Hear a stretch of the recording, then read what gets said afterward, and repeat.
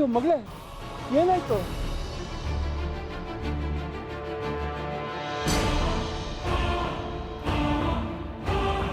ಅದು ಇದ್ದಕ್ಕಿದ್ದ ಹಾಗೆ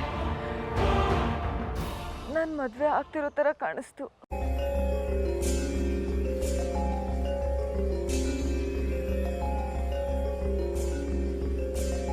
ಹೌದಾ?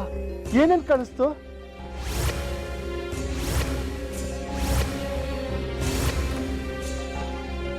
ನಾನು ಮದುವೆ ಮಂಟಪದಲ್ಲಿದ್ದೀನಿ. ಅಲ್ಲಿ ನೀವು, ಅಮ್ಮ, ರವಿ, ಚನ್ಮಾವ ಎಲ್ಲರೂ ಇದ್ದೀರಾ.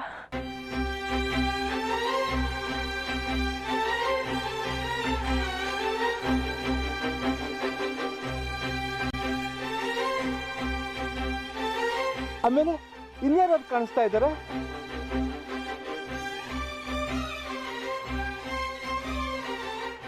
ಅಲ್ಲಿ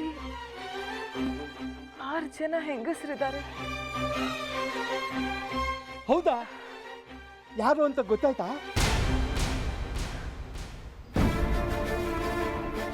ಆ 6 ಜನನ ನಾನು ಮುಂಚೆ ಎಲ್ಲೋ ತುಂಬ ಹತ್ತಿರದಿಂದ ನೋಡಿದ್ದೀನಿ.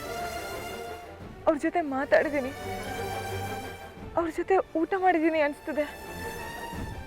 ಆದರೆ ಎಲ್ಲಿ ಅಂತ ಗೊತ್ತಾಗ್ತಿಲ್ಲ ಅಪ್ಪ. ನೆನಪು ಮಾಡ್ಕೊಳ್ಳೋಕ್ಕೆ ಪ್ರಯತ್ನ ಮಾಡಮ್ಮ.